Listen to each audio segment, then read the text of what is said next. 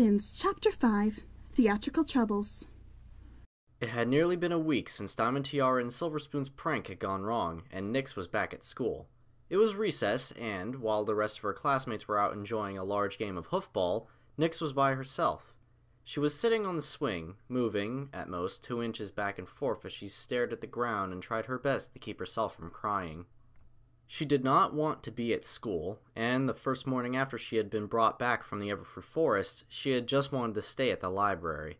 She wanted to stay where it was safe and, maybe more importantly, away from Diamond Tiara and Silver Spoon. Yet, during the first few days after the forest incident, things were different at the library. Twilight had been avoiding her. She was trying to hide it. She tried to tell Nyx that she was just imagining things, but Nyx knew things were different. Twilight kept looking at her with this weird expression, like she was looking through her and expecting to find some monster. It was that strange look alone that made Nyx finally agree to go back to school. But school was no better. Over the few days she had been back, Diamond Tiara and Silver Spoon had become unbearable. Diamond's father, Filthy Rich, had grounded her for what she did, and now she was doing everything in her power to get back at Nyx. They had spread nasty rumors around the school, picked on Nyx openly, and even tried to frame her for putting a tack on Cheerilee's desk chair.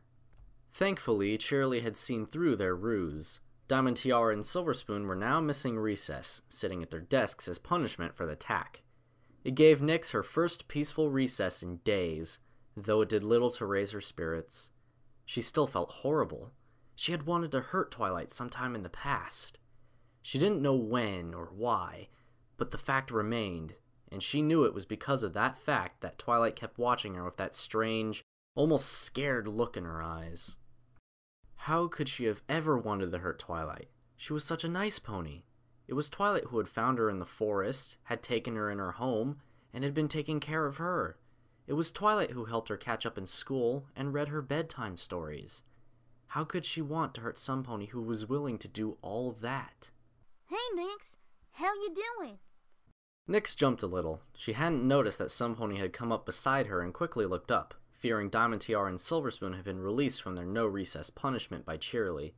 Yet, instead of the school bullies, Nyx saw the faces of her classmates and friends.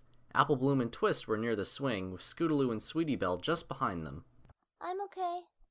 Nyx lied before she looked back at the ground. You don't sound okay. Scootaloo nodded her head.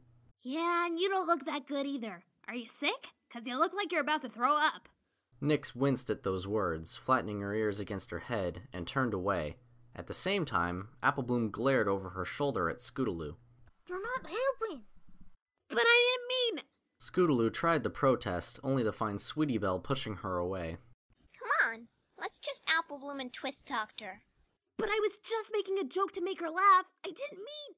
Scootaloo's voice faded as she was led away from the swing set by Sweetie Belle. That left Apple Bloom and Twist standing beside Nyx, and both waited for Scootaloo to be well out of earshot before they looked back to Nyx. You know she didn't mean it like that, right? Nyx nodded her head but did not look up at her friends. Yeah, I know. So, why are you sad, Nyx? Is it because Diamond Tiara and Silver Spoon tried to get you in trouble? No, it's not that. You know, my sister says a pony always feels better when they tell the truth, especially when something's bothering them. Well, I guess. Nyx sniffled and rubbed her hoof across her nose. But can you two keep this a secret? Of course. And you promise not to tell any pony else? Cross my heart and hope to fly, stick a cupcake in my eye. What was that? Twist was confused by Apple Bloom's odd movements and rhymes. It's a Pinkie Pie promise. Twist arched an eyebrow. There's a promise named after Pinkie Pie? Yep, it's a promise between friends they have to keep forever. Forever? Forever! Nyx, Apple Bloom, and Twist jumped and turned to look towards the path that ran alongside the school. Standing on the other side of the fence that surrounded the playground was Pinkie Pie, glaring seriously at the three fillies. She was carrying a tray of cupcakes on her back, and her saddlebags were loaded down with other assorted goodies. Hey, Pinkie Pie. Apple Bloom gave the Earth Pony a weak wave. The serious expression on Pinkie Pie's face quickly shifted back to its normal, cheerful nature. Hey, girls! I was just taking some sweets to a party. Well, I'd better get going. You have fun. Okay. See ya. The three watched Pinkie Pie bounce down the path, and, only when they were sure Pinkie Pie was out of earshot, did Twist say something.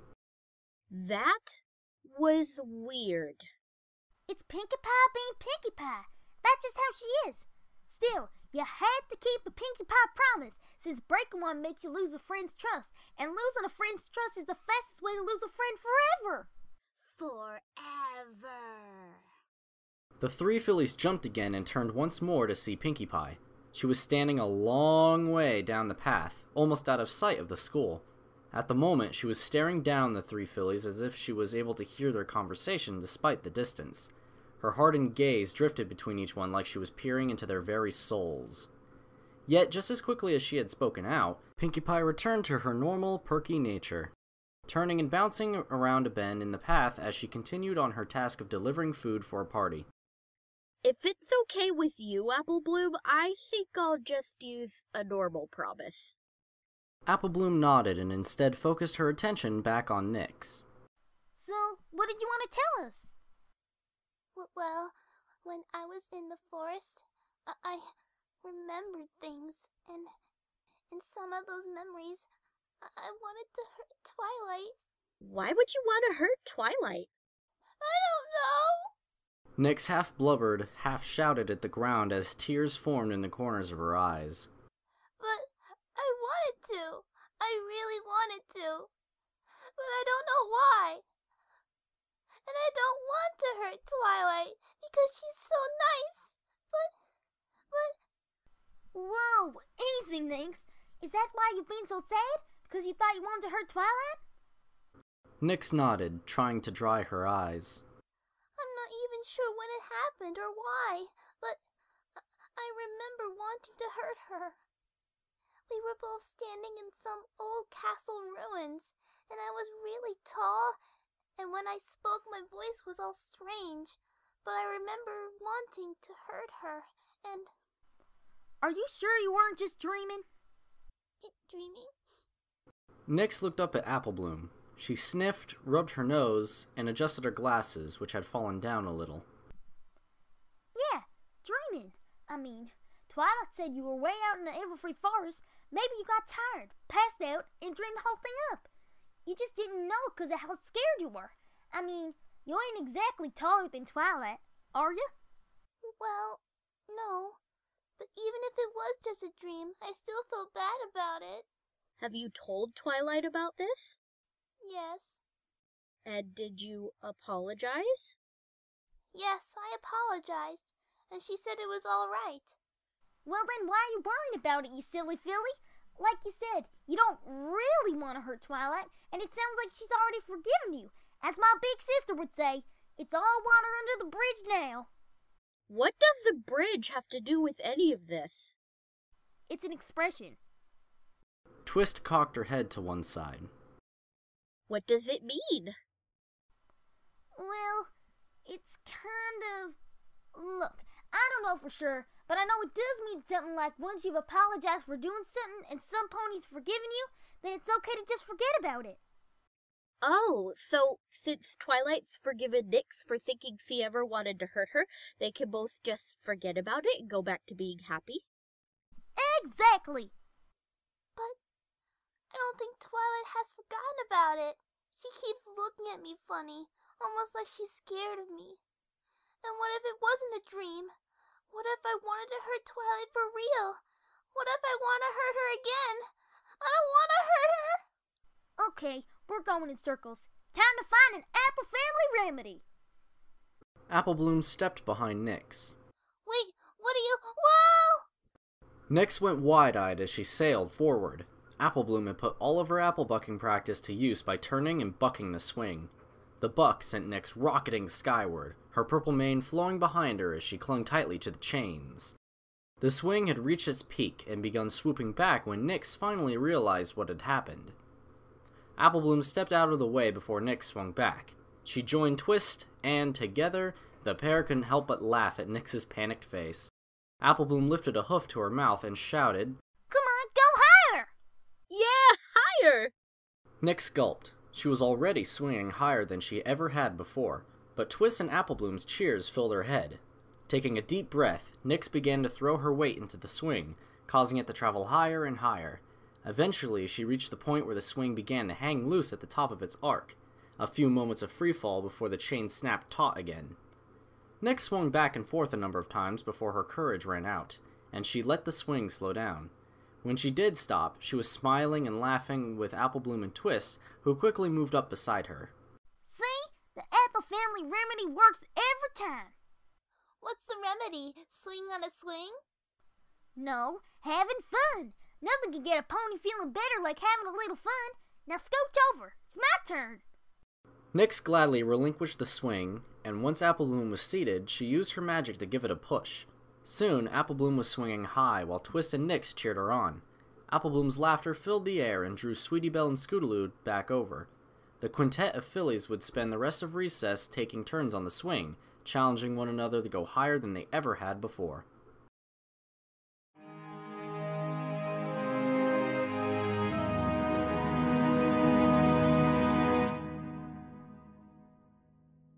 Twilight smiled as she looked at the calendar on the wall, striking off another day. Time had flown, as it often did, and it had been about a month and a half since Nyx's arrival. And, all things considered, Twilight was happy with how Nyx was doing. Nyx was caught up in school, so now she could spend afternoons outside playing with friends instead of stuck in extra lessons. There were, however, still days where Nyx chose to come back to the library wanting Twilight to teach her more about something she had learned in school. Sometimes her curiosity was simply insatiable. School itself had been going better as well. After Twilight's confrontation with Diamond Tiara's parents and a few other altercations between the fillies at school, Diamond Tiara and Silver Spoon started going to Cheerilee's afternoon class, which in turn let 2 other students move to the morning class. Nyx hadn't really had a chance to meet or talk to Dinky Doo or Pipsqueak, but Twilight was just happy with the fact that Nyx didn't have to deal with Diamond Tiara and Silver Spoon on a daily basis anymore. Moving away from the calendar, Twilight began to shuffle and clean up the library. Spike was over at Rarity's place helping her with a dress, Owloysius was asleep, and Nyx was at school. All in all, it gave Twilight a quiet morning and clean up the mess caused by her usual study practices. After popping a small treat to Pee-wee, whose nest was on the windowsill at the moment, Twilight went about stacking books on the shelves. As she did, she glanced at the titles. After living in the library for over 2 years, she had read almost all of the collection. There were, of course, some books that she hadn't cracked open. Some books had been skipped by choice, and she was sure there were a few that had slipped under her radar. All the books Twilight put away were ones she had read, but she couldn't stop herself from lingering on the last book. It was brown, with golden clasps in the corners and a gold unicorn on the cover. It was a book of folklore, old stories from Equestria's past, and it was the book that contained the legend of Nightmare Moon and the prophecy of her return. Without even thinking about it, Twilight opened the book and quickly turned to the folktale in question. Her eyes glanced over the beautiful illustrations before moving to the first lines of the story. Once upon a time, in the magical land of Equestria, there were 2 regal sisters who ruled together and created harmony for all the land. To do this, the eldest— I'm home! Twilight smiled and set the book down on the reading table as Nyx came scampering into the library and up to her. Hey there, Nyx. How was school today? Great! Cheerilee told us we're going to put on a play. Really? Yep. She says that every spring the school puts on a play for the Ponyville Spring Festival. It's this really cool thing where a bunch of musicians, artists, and entertainers come to Ponyville, and everyone has a lot of fun. That's right. The Spring Festival's coming up soon, isn't it? Twilight lifted a hoof to her chin and smiled as she recalled a book she had read on this subject. If I remember correctly, it was started by a traveling group of musicians that came to Ponyville every year around this time as they toured Equestria. Eventually, other musicians started showing up at the same time, and after a few years, it grew into the festival it is today. Yeah, that's what Cheerilee told us. Cheerilee also said that we can pick what the play will be about, and that we'll all have something to do. Well, doesn't that sound fun? Do you have any ideas? I was kind of hoping I'd find a good story in one of the library books. Twilight smiled and gave an approving nod. That's a great idea, books have some of the best stories, but remember that it's meant to be a school play. Try to pick a story that's short and every pony in your class will like. Okay. Nyx was going to ask for Twilight's help in picking out a story, but before she could, Applejack burst in through the library door. Twi, there you are. I need your help with something fierce. What's wrong, Applejack? Some nasty plant showed up in Sweet Apple Acres. It's a vine and it's starting to grow up around some of the trees. You got any books in here that can tell us what it is? Twilight nodded and, with her magic, grabbed a number of phytopathology books from the shelves. She stuffed the tomes into her saddlebags and settled the bags onto her back before she looked over her shoulder at Nyx. I've got to go help Applejack. Will you be okay by yourself for a little while? Sure. I'll just try and find a story for my school play. Twilight nodded while she tightened the straps on her bags. Good. Now, I'll be back soon, but if you need help, Spike is at Rarity's and Owloysius is asleep upstairs. Okay, Twilight. Thanks again, Twi. Applejack and Twilight galloped out the door. I don't know what that nasty plant is, but I know it ain't good for my apple trees. Twilight pulled the library door shut as she and Applejack left, leaving Nyx to her studies. Nyx looked about the room for a few minutes, mindlessly skimming the books on the shelves for something that looked like a storybook until she took notice of one book that was left sitting out. Nyx approached the book and was soon drawn in by its beautiful illustrations. She flipped through the pages, reading the titles of stories. Some of them Twilight had told to her as bedtime stories, but others she hadn't heard before. One in particular caught her attention, and she eagerly began to read. Once upon a time, in the magical land of Equestria, there were two regal sisters who ruled together and created harmony for all the land. To do this, the eldest...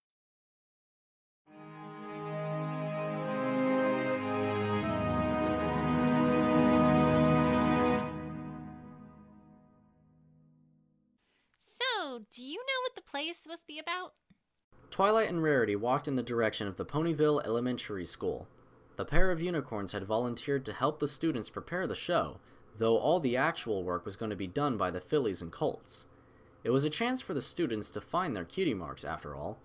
The two mares were going to be there not only to help with things the students could not manage, but also help Cheerilee keep all the energetic students on task. I've asked Sweetie Belle, but she's refused to tell me. She says we'll find out today. She seems particularly excited, though. Is she going to be acting in the play? Or is she helping some other way?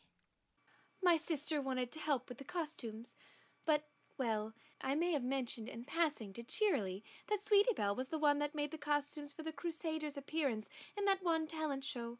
After that, Cheerilee encouraged Sweetie Belle to take on one of the acting parts, a part with singing. Oh, that's good. Sweetie Belle has such an amazing voice. It will be nice to hear her sing. Yes, it will. Personally, I'd bet that singing is her special talent. But we can't be sure until the little cutie mark appears on her, can we? Twilight shook her head as the pair began to get close to the schoolhouse. While the school and its playground were set up on one side of the path, the school's outdoor stage, the one and only permanent stage in Ponyville, was set up on the opposite side of the road. Cheerilee stood in the center of many colts and fillies giving directions to the eagerly listening young ponies. Yet, when Cheerilee saw Twilight and Rarity approaching, she let the students slip off to recess a little earlier than scheduled, so she could talk to the two unicorns. You two have excellent timing. Cheerilee greeted Rarity and Twilight with a smile. I was just telling the class how you were kind enough to volunteer your time to help us make this play. Twilight took a moment to wave to Nyx, who smiled and waved back before running off to recess with her classmates. Twilight then turned her attention back to Cheerilee. Always glad to help, Cheerilee. Though we still haven't been told just what the play is supposed to be about. Oh, of course. Here, take a copy of this. Cheerilee moved over to a nearby stool and quickly picked up a copy of the play's script. She held it out to Twilight, who gingerly took it in her magic. She opened it to the first page as Rarity looked over her shoulder. Reunion of the Royal Pony Sisters. Yes, it was Nyx's idea. She found an old fairy tale about how Princesses Celestia and Luna kept the world in balance, and then how Luna became the frightful Nightmare Moon. Applebloom then had the idea to incorporate the adventure you and your friends had, where you defeated Nightmare Moon and restored Princess Luna back to normal. Wow, that's actually not a bad story. A wonderful little tale for a little school play. Much better than the usual fare. What are the plays usually about? Well, when Cheerilee and I were in class together, our spring festival play was about a pony picnic that got stolen by ants. It was cute, but not exactly what you'd call great theater. Though it was because of that particular play that I got my cutie mark. Rarity's horn lit with magic, and she took another copy of the script off a short stool and began to flip through the pages. This, however, sounds far more interesting. It's so exciting! Usually, the school play is held the day before the spring festival, and we just have it on our little stage here. But I told the mayor what we were planning, and she said if the students can do a good enough job, we might get our own slot in the festival. It would be a wonderful opportunity for the kids. They would get to perform in front of every pony on that big stage they set up in the town square. Rarity perked up, nudging Twilight as she pointed to a spot in the script. Oh, look here! They have Pinkie Pie's song. You mean the song she sang in the Everfree farce when she was telling us to giggle at the ghostly and crack up at the creepy? Twilight flipped to the same page in the script. The very one. Oh, I can only imagine how Pinkie Pie will react when she hears about this. We won't be able to stop her from bouncing for days. Twilight giggled, picturing Pinkie Pie's reaction. Yeah, she'll probably start singing along right there in the audience. Still, this looks fun. Oh, yes. It's going to be one of the best plays the school has ever put on. I've actually pulled together both classes because there are just so many parts to play and things to be done. And we've already got all the characters cast. You can see who is who on the second page. Twilight and Rarity nodded and flipped to the second page of the script. Reunion of the Royal Pony Sisters, a Ponyville Elementary School production. Written by Cheerilee. Music composed by Lyra Heartstrings. Narrator, Zecora. Twilight Sparkle, Dinky Doo. Applejack, Apple Bloom. Rarity, Sweetie Belle. Rainbow Dash, Scootaloo. Fluttershy, Cotton Cloudy. Pinkie Pie, Sunny Days. The Mayor, Little Hoof. Sea Serpent, Tornado Bolt. Manticore, Archer. Princess Celestia, Diamond Tiara. Princess Luna, Silver Spoon. Nightmare Moon, Nyx. Ponyville Residents and Everfree Forest Trees. Hot Rod, Ruby Pinch, Paradise, Tootsie Flute, Flash, Peachy Pie, and Lily Dashay. Set design by Ruby Pinch, Paradise, and Peachy Pie. Costumes by Sunny Days, Tootsie Flute, and Lily Dashay. Stage hooves, Hot Rod and Flash. You have Zecora as the narrator? It was Apple Bloom that not only suggested it, but also got Zecora to agree. From what the Fillies and Colts say, she did an excellent job telling stories on Nightmare Night. Too good, even. Twilight recalled the events of Nightmare Night when Princess Luna had come to Ponyville. Nightmare Night aside, Zecora does have the perfect voice to narrate a story of this genre. Though I would suggest that you let her come up with her own lines. Cheerilee arched an eyebrow. Why is that? Zecora speaks and rhymes very naturally, and having a rhyming narrator would just give the whole play a very old-world fairy tale appeal. That, and I can't imagine what her voice would sound like if she didn't rhyme like she does. I'll be sure to sit down with her and work on the script then. Rarity nodded and read further down the page. Well, would you look at that? Sweetie Belle is going to be playing me! Though I suppose that does make sense. She does have my wonderful white coat. Oh, and Scootaloo gets to be Rainbow Dash. She must be positively ecstatic. Oh, yes.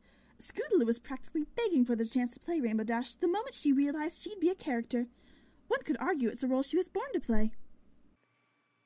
Yes, Scootaloo is definitely the filly you hear saying awesome just about as much as Rainbow. Rarity agreed before looking back at the page. Let's see. Don't know her, or her, or her. Wait, Sea Serpent? Do you mean Stephen Magnet? Who?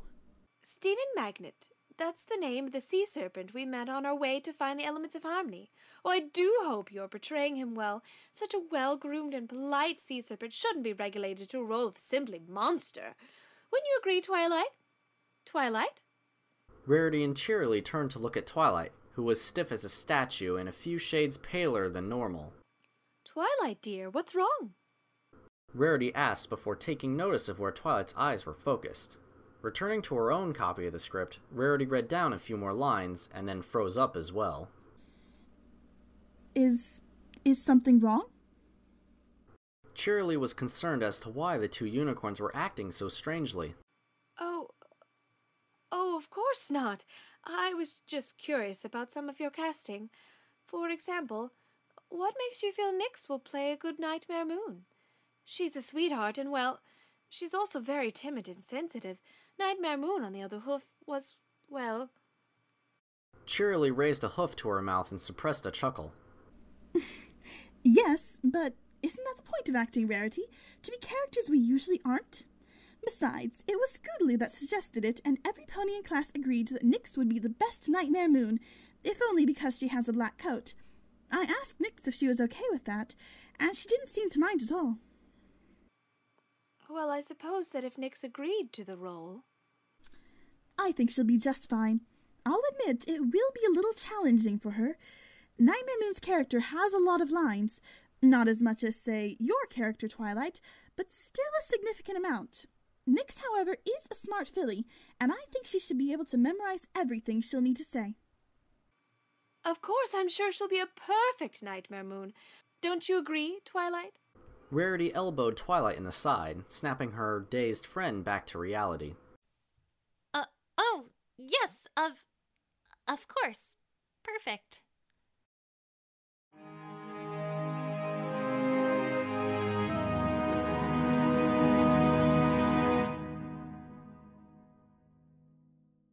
It's going to be so much fun!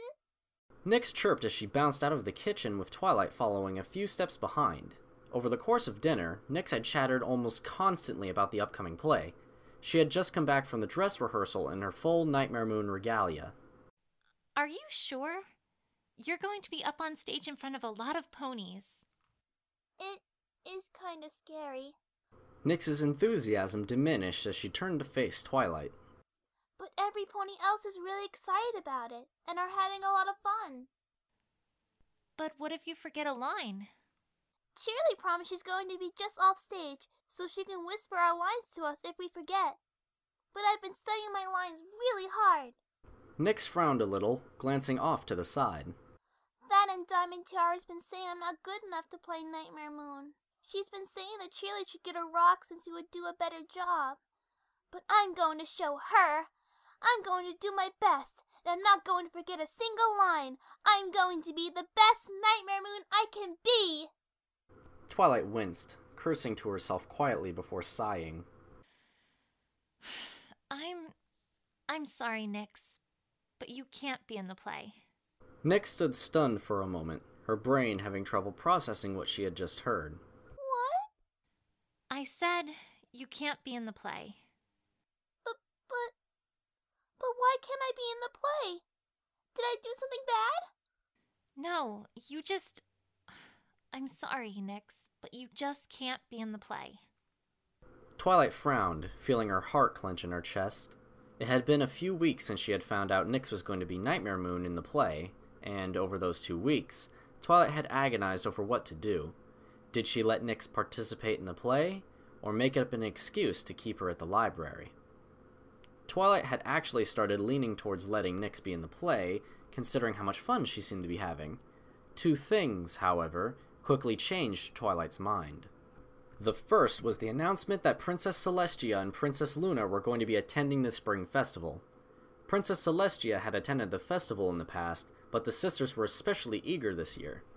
They seemed particularly interested in seeing the school's play, which would be the first stage performance of the story of Princess Luna's return. Twilight knew Nyx's disguise could fool common ponies, but she couldn't expect it to fool the princesses. Princess Luna had been Nightmare Moon, and Princess Celestia was arguably just as familiar with her. They would surely notice Nyx's resemblance, and Twilight feared Nyx would be banished on the spot. The other thing that had swayed Twilight was Nyx's costume. The armor was made of stiff fabric and wire, the wings were fake, and the sparkling mane was obviously just indigo fabric with glitter, but it was enough. The costume made Nyx look too much like Nightmare Moon, especially with the crescent moon cutie mark painted on her flank. Sure, some ponies in Ponyville might just think the costume was wonderful, but Twilight feared others would draw unwanted connections. I'm so sorry, Nyx, but they'll just have to make do without you. But... I said no, Nyx. Nyx tensed up, sniffling a little. She didn't break down and cry, though. Instead, Nyx glared up at Twilight and stamped her hooves against the floor. But it's not fair! If I haven't done anything wrong, then I should be able to go to the play! Nyx. No! Nyx cut Twilight off as she threw her first temper tantrum. It's not fair! I've worked really hard and I learned all my lines and... Nyx! It's not fair! Nyx! Twilight forced the filly to fall silent, though she continued to glare coldly at Twilight. I'm sorry, I really am, but this is just how it has to be. Now, I want you to go upstairs and take that costume off. But... Upstairs! Twilight stamped her hoof. Nyx met Twilight's hard gaze and attempted to glare her into submission. When that failed, Nyx broke down. She bolted upstairs, wailing the whole way and slamming the bedroom door shut behind her. Twilight, don't you think you could just let her be in the play? Spike had watched the confrontation from the sidelines. I mean, she was really looking forward to it. Twilight's face fell as she looked over at Spike. I know she was, Spike, and I want to let her, but it's just too risky. If Princess Celestia and Luna were to figure out the truth that she was made by the spell those cultists were casting, they'd banish her to the moon. They'd take her away, and I can't let that happen. Spike crossed his arms and looked at Twilight with a very skeptical expression. Do you really think Princess Celestia would just do that? I mean, she trusts you completely. I'm sure you could convince her that Nyx is a Nightmare Moon. I'm glad you think so, Spike. But I just can't risk it.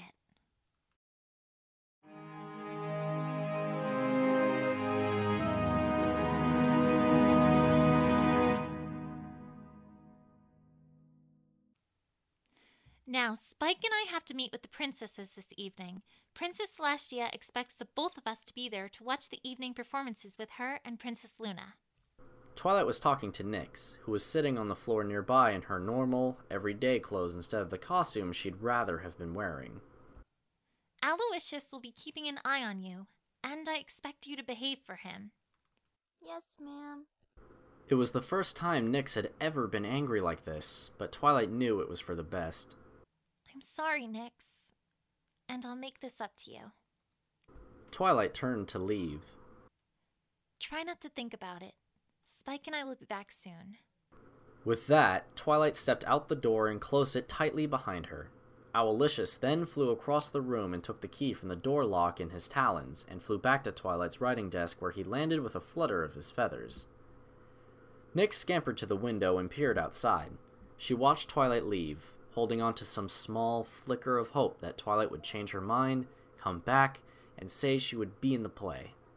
However, when Twilight disappeared around the corner of a distant building, Nyx scrunched up her nose, jumped down from the window, and began to stomp across the floor. It isn't fair! It isn't fair! Cheerilee is expecting me to be there. They're all counting on me. I practiced so hard. It isn't fair! Huh? Nyx looked over at Owloysius, who was watching her with his head cocked to one side. Nyx stared back at him for a few moments before going wide-eyed and scampering over. Please, Owloysius, let me go! They won't be able to do the play without me. I'm supposed to be Nightmare Moon, and you can't tell the story without Nightmare Moon. Huh? Nightmare Moon, the bad mare! Please, Owloysius! Please, please, please, please, please! She looked up at Owloysius with the biggest, most pleading eyes she could muster. She even pushed out her bottom lip, pouting just as Sweetie Belle had taught her. Despite Nyx's pleas, Owloysius continued to stare blankly at her while his clawed grip on the door key tightened. His beady eyes and non-expressive beak were a perfect poker face crafted by nature itself, and thus Nyx had no clue if her tactics were having any effect on him. Nyx, however, had one more trick. While the school had been rehearsing, Silver Spoon and Diamond Tiara were asked to try and learn to cry on command. This was because the royal sisters were supposed to cry when they were reunited at the end of the play. Diamond Tiara and Silver Spoon had whined it was impossible. Nyx, out of curiosity and a small spiteful desire to prove them wrong, wanted to see if she could learn to do it. It had taken practice, but if she thought about the right things, she could get her eyes to water. It was a trick she had yet to put to use, but with the Royal Sisters as her witness, she was going to get to the play. So she began to add her own touch to her carefully crafted display of begging. She let her eyes water, and, soon, a few pitiful tears streaked down her cheeks. Please, Owloysius. Owloysius stared at Nyx as coldly as he had before, but, within a few moments, was forced to look away. He hooted in defeat before taking off from the desk. Nyx watched him circle the room a few times, and then smiled as Owloysius expertly placed the key back into the door's lock.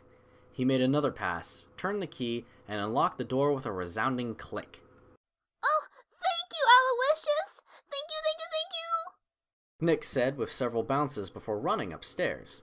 In a flash, she got out of her vest, tossed off her glasses, and pulled out her costume. With a single leap, Nyx landed in all four of the costume's shoes. She then began putting on her fake armor. Cheerilee would paint on the fake cutie mark once Nyx got to the performance, but she would have to get the rest of the costume on herself. The fake armor was easy enough, but then came the challenging part, the costume's wings. They were comprised of feathers glued on a wooden skeleton that was then attached to an all-black vest similar in design to the purple one she wore on a daily basis. Personally, Nyx didn't see the point of wearing fake wings when she had real ones, but Twilight had insisted that if she was going to be in the play, she had to wear the whole costume. Nyx, however, struggled and fumbled with the fake wings. They were the one part of the costume that was poorly designed, and they usually needed to be put on before the helmet. Unfortunately, Nyx had already put on the helmet, and she was in such a rush that she didn't want to waste time taking it off. As Nyx was working on getting the last part of the wing secured, she tripped on her own hooves.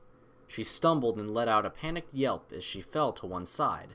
The wings hit the floor first, Nyx landed on top of them, and the end of the fall was punctuated by the sound of splintering wood. No! Nyx now started to shed genuine tears while looking at the horribly bent wings. She nudged at them with her hoof, which caused one of the fake wings to snap in half and flop to the floor. Nyx might have started to wail if she hadn't glanced back at where the fake wings would have been and noticed the real wings that were already there. Well, if I keep them straight all night, that might work.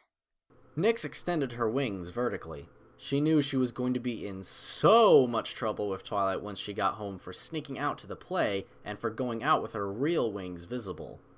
Still, at the moment, she was less afraid of being punished by Twilight than she was of disappointing the rest of her class. She did not want to let down her few friends, and she was already unpopular enough with the rest of the class. Every pony in class, except for her friends, thought of her as a crybaby, a teacher's pet, or both. Ruining the play would only make things worse. Her decision made, Nyx broke off the fake wings of the costume and used a pair of scissors to cut some crude holes in the fabric. She then slipped it on and did everything she could to make her wings look like the costume's fake ones. With the vest on, Nyx double-checked her costume in a mirror. She went down a mental checklist, and, when she was sure she had everything, she galloped downstairs and out the front door. She doubled back only once, to poke her head in the library door and offer a final Thank you! to Owloysius.